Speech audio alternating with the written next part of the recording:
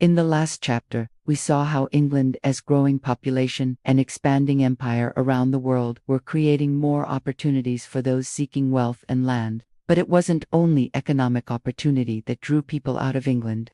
Persecution for matters of conscience also played a big part in attracting immigrants to the New World. And nowhere is that clearer than with the story of the Pilgrims, who are often mistakenly called the Puritans. The two groups are closely related, but they are not the same. The Puritans were mostly members of the Church of England, who wanted to purify the Church of what they considered to be Catholic or corrupting influences. They didn't want to separate from the Church, but rather reform it. Some Puritans did come to the New World, but most stayed in England and fought for reforms within the established Church. The Pilgrims, on the other hand, were called separatists because they wanted to separate from the Church of England entirely. They believed that the Church was too corrupt to be reformed and withdrew from it. This put them at odds with the English government, which considered them a threat to the established order. And so began the long and dramatic tale of the Pilgrims and their journey to the New World. Our story begins in the town of Scrooby in Nottinghamshire, England, where a group of devout Protestants had been meeting in secret for several years, led by a man named John Robinson. These separatists worshipped in barns and private homes to avoid the attention of the authorities.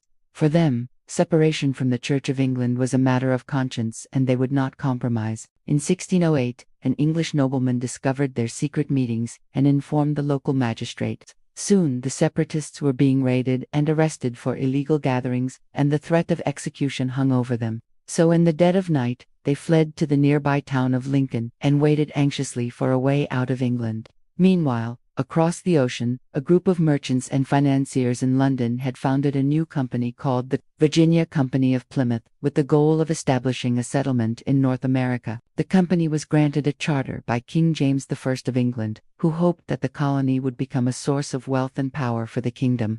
But the Virginia Company soon encountered problems. The location they had chosen for their settlement was not suitable for agriculture, and the harsh climate made it difficult for the colonists to survive.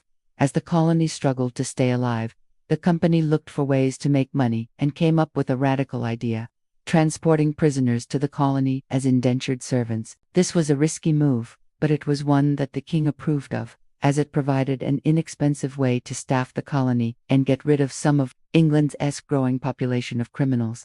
Among the first prisoners sent to the colony was a man named John Alden, who would later become a key figure in the Pilgrims' journey to America. Back in England, the separatists in Lincoln heard rumors of the colony in Virginia and saw an opportunity to escape persecution and build a new life in freedom. But there was one problem: they didn't have much money. Becoming an indentured servant meant giving up your freedom for a set period of time in exchange for transportation to the New World. Most of the separatists were poor and couldn't afford to pay for their passage, but they had one thing that was even more valuable: their faith. The separatists reached out to the Virginia Company and struck a deal.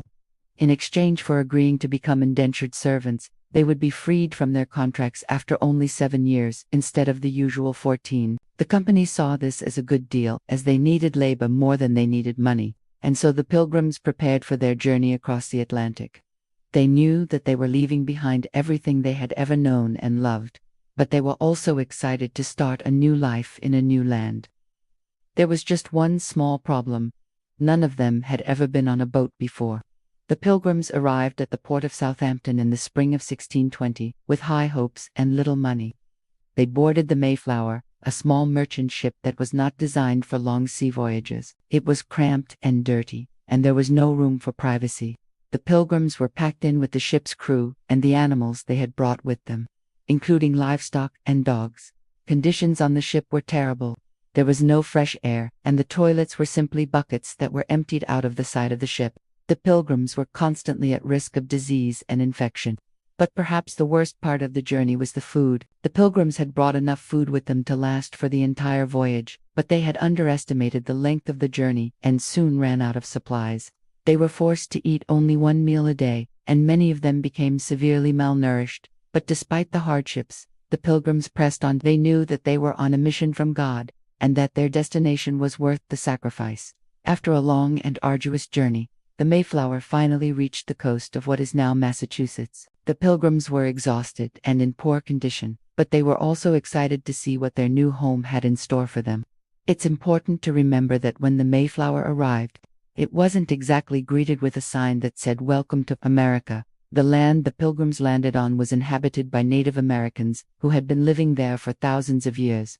We don't know much about the Native Americans who first encountered the Pilgrims because their oral histories and languages were not written down. However, historians believe that they belonged to the Wampanoag tribe. According to the History.com website, Massasoit was the leader of the Wampanoag Confederacy, a group of 8 to 12 tribes in southern New England. When Massasoit first saw the Mayflower, he assumed it was a friendly trading vessel, because European ships were common in the region. However, when the men on board came ashore, Massasoit grew suspicious. Fortunately, a Native American named Squanto, who had lived in England for several years, acted as an interpreter between the Pilgrims and Massasoit. Squanto explained to Massasoit that the Pilgrims were not traders, but a group of English religious refugees who wanted to settle in the New World. Massasoit was skeptical, but he agreed to meet with the Pilgrim leaders. The meeting between Massasoit and the Pilgrim leaders was an important moment in history. It was the first time that an English-speaking European and Native Americans had met.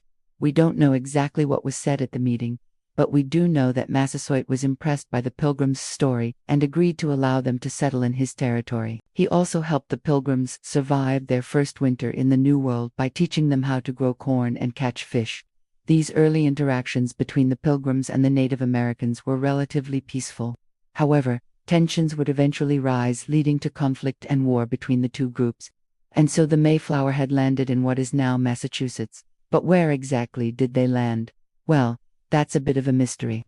The exact location of the Mayflower landing is not known, but it is believed to have been somewhere in the general area of Cape Cod. The Mayflower carried 51 passengers who had paid to be transported to the New World. Among them were 33 members of the Pilgrim congregation, including John Alden, John Carver, William Brewster, Isaac Allerton, Miles Standish, and John Howland. There were also 18 crew members who had been hired to sail the ship and then returned to England. And finally, there was one servant, John Robinson, who had been brought on board by the crew. After sailing across the Atlantic Ocean for 66 days, the Mayflower finally reached the coast of New England on November 1620. The passengers were eager to explore their new surroundings and establish a new settlement in this unfamiliar land. As the Mayflower approached the coast, the passengers began to explore the area. They were awestruck by the beauty of the land and the abundance of wildlife. But they also realized that they were in a wild and unknown territory. The passengers knew that they were in for a long and difficult journey, but they were also excited to begin their new lives in this new and uncharted territory. And so, the Mayflower had finally reached the shores of New England, carrying with her a group of pilgrims who would go on to become one of the most iconic groups in American history. But what happened next? How did the Pilgrims survive their first winter in this unfamiliar land? And what challenges did they face as they tried to establish their colony? Stay tuned to find out. Thanks for watching. If you enjoyed this video, please consider liking it and subscribing for more historical tales. See you next time.